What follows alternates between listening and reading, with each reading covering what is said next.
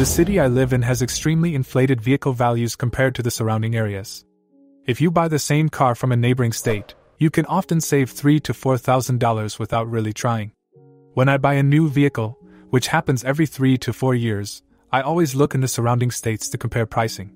This story happened about 5 years ago, and the malicious compliance is still ongoing to this day. I was shopping for a new car, brand new, and found one that matched my specs about 12 hours away in a neighboring state. It was priced about $5,000 below comps. After looking up flights, there was a one-way direct flight that took me to their local airport for around $175. Plus the gas to drive back. I was looking at a total of maybe $275 to save $5,000. Absolutely worth it in this situation. I reached out to the dealership, negotiated a bit, and agreed on a price. I let them know that I would be flying in to pick up the car, and offered to pay in full in advance of the flight. They told me that all they needed was a $1,000 deposit, and that the car was considered mine. We signed a contract, and I paid the deposit. And then I booked the flight, for 3 days from then. First sign of things gone awry. When I showed up at the airport, the dealership was supposed to pick me up. This had been arranged in advance.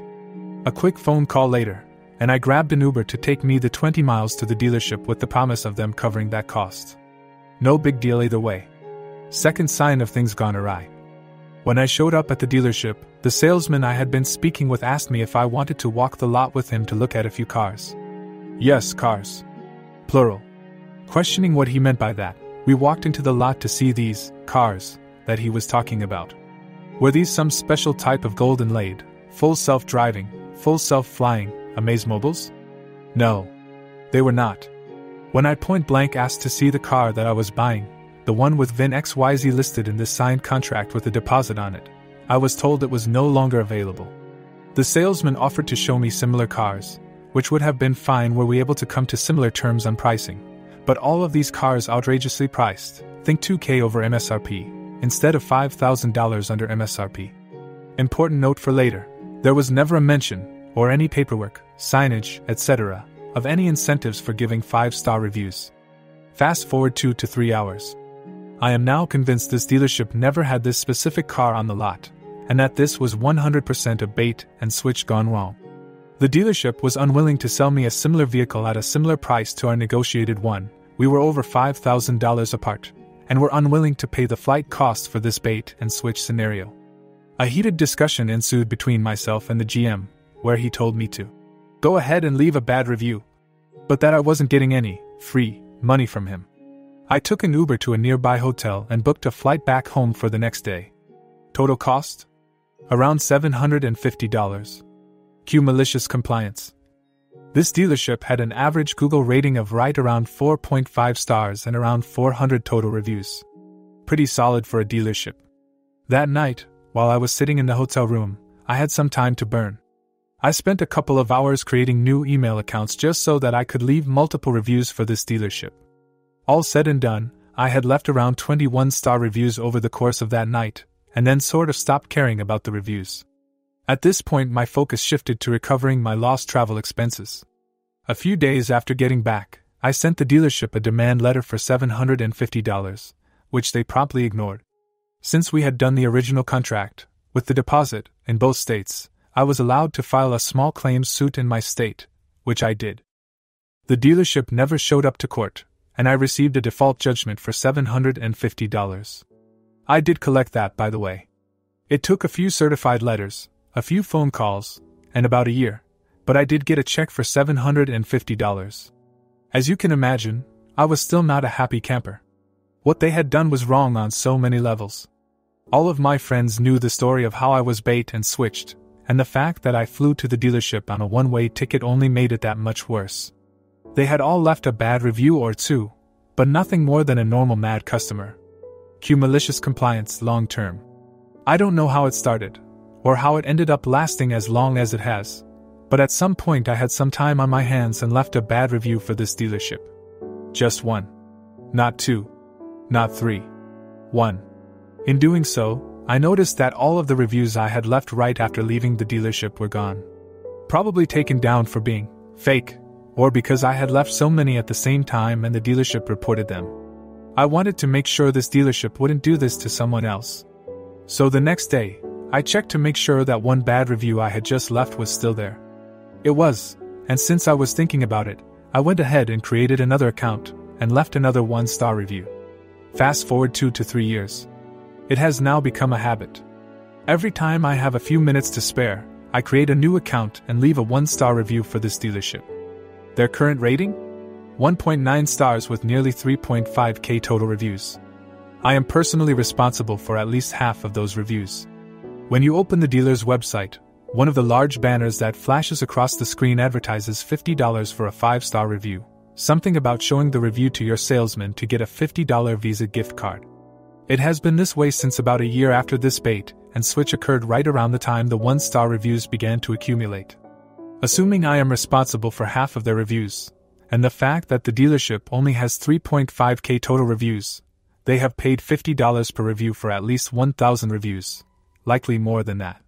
Meaning, they have implemented a policy to pay for reviews, have spent $50,000 doing so, and have still seen their average rating drop consistently since telling me to. Go ahead and leave a bad review. Edited to add, yes, I got my $1,000 deposit back. I paid with a CC and it was refunded without issue.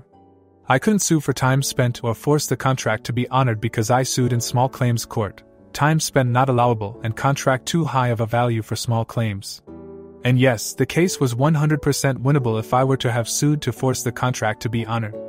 But legal fees, I would have needed to hire an attorney, and the additional time spent meant this was just not worth pursuing. Story 2. You want to put me on watch for poor performance? I'll request you to watch me then.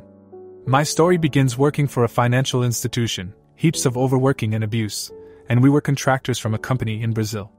We worked 12+ hour daily easily as we had to deploy stuff at midnight as it was a critical app. I was online all the time. I took all the heavy fire from the client who dealt directly with me.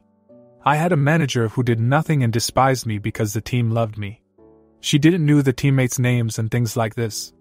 We were the only team to have a planned on-duty schedule set up the month before and everyone relied on us, client side and contractor company side. I was the only one the client had the cell phone and they never complained. This manglewoman loved to give everyone's phones to the client so he could call devs non-stop, Saturdays, Sundays, moon or sun on the sky. I've put my foot down for the first time with this. The second time she tried to send a 2-month girl intern to work with all males from another contractor company. You could imagine how workplace abuse would be dealt with, alone. Now I know there's a lot of amazing people in the world but I wouldn't put my hand in the fire for the tech community, sorry. This was the second time I've put my foot down.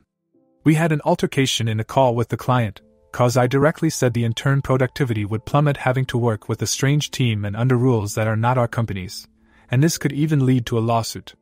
She was pissed. We hung up. She calls me alone 0.2 seconds later and scolds me asking how do I think questioning her would be perceived. Now, I'm a scrum master, the only thing I do is conduct meetings and defuse bombs, so I thought she could use the neuron I freely gave her with my explanation.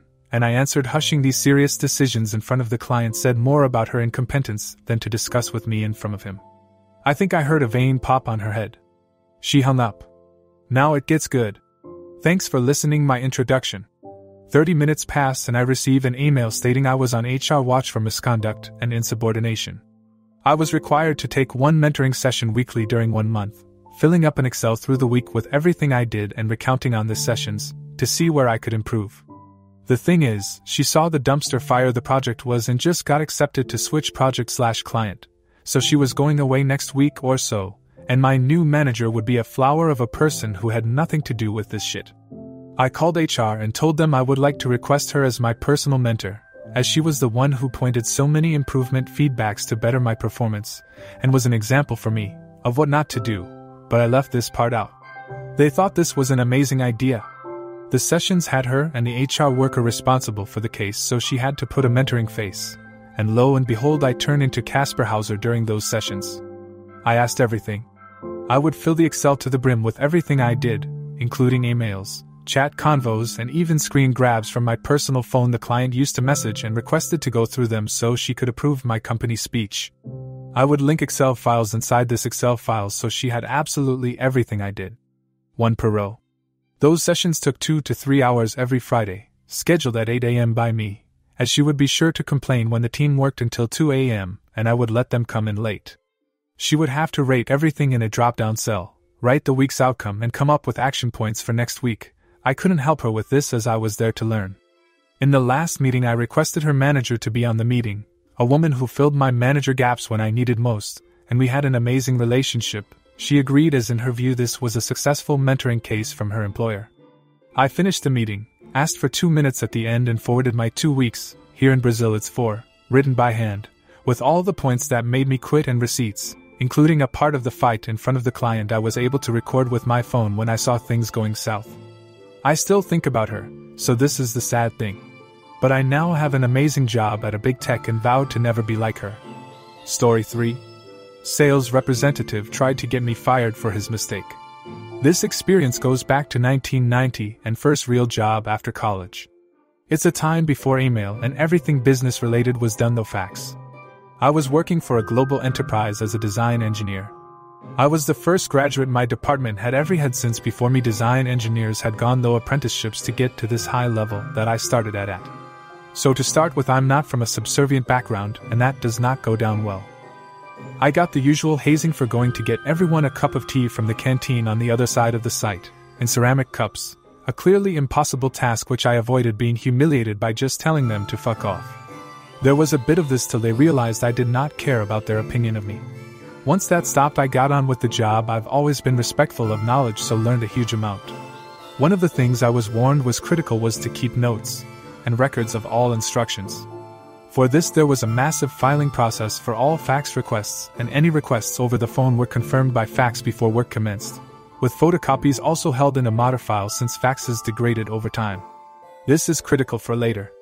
We had a real mix of well-informed and complete chancers in sales. Since they got large bonuses for large sales, they did tend to overpromise and expected our special projects division to pick up the slack they had created. The big boss, BB, was a man who'd made himself and did quite a good job, an engineer who had moved into management, not part of my hazing, who knew his stuff and encouraged me to find things out from the R&D department engineers and scientists. Because of this I learned about current thinking and future innovations which aided my design work. We got news of a massive sales win in Singapore, $800,000 in 1990, which would be worth $1,899,470.54 in 2024, so it was a big deal. The BB decided it was time for me to shine, so I was given the whole thing to deal with since it was all non-standard with a lot of complexity. So I got the 40-page fax and read right through it. On the face of it, it was a modification of a standard car park lighting product, but having read the full attached specification, it included a request that all the lighting would be dimmable and have white light to first aid the control of light pollution and second support security, as white light was better for security camera filming. This confused me and I should have gone to BB to raise my concerns, but wanted to show I could handle this. First thing I did was talk to R&D, since the standard lamp and gear for the fitting was SOx, high pressure sodium, to find out if there was a way in the pipeline to meet the requirement. I was told it was impossible, but that a new lamp and gear would be available with white light but lower wattage, so would require 30% more lighting to maintain the same coverage. However, it could not be dimmed in the same way as office lighting but could be set for step dimming, presets, to give the appearance of dimming. That would push the unit cost up by 50%. At this point I expect you can see where this is going. The sales representative had done a fantastic job of selling something that we would make a loss in if we stayed to the original price.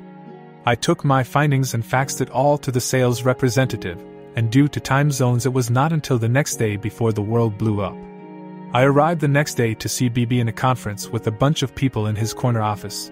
He looked up when I came in and spoke for a bit longer before calling me into his office. The people in there included corporate legal, sales and some other heads of department, including production. He held in his hand the work order fax confirmation that had arrived overnight for the Singapore project. He was straight to the point and asked me, "Why have you told the sales representative, we cannot do this work, it looks straightforward to us?" I responded that I'd faxed him the additional details that would need to be approved by his client to get their approval to proceed. He told me that the sales representative had raised a formal complaint on me from not doing as requested and had confirmed the order details overnight. I explained with everything I had done in response to the client's specification. I asked to see the new one he had and upon close inspection found that the special technical requirements were missing. I said, This is not the original work order. I was told to get the original one from the filing. So I went to get it. The fax was missing and so was the master photocopy plus the fax I sent the day before. I went and told BB and he said, "So we have no proof of what was asked or what you told him either." Things were looking pretty bad for me, until I dropped my bombshell. "BB, I don't know what happened to the master copies, but I have copies of all correspondence myself." I was able to show my notebook with copies of the original fax and my response. They asked for the documents, and I said I'd make them copies. Honestly, never trust anyone, so it was clear I could defend myself if needed. Aftermath: the global sales director who had been in the office fired the sales representative and sent in a new salesperson with an engineer to the client. My BB congratulated me for protecting the division and suggested that all engineers kept secondary copies of work instructions in future as I had. It was never discovered who had been in the master files and removed the faxes and photocopies, but a site memo was put out about industrial espionage, cover story, that basically said anyone found with master work orders would be fired on the spot and charged with theft.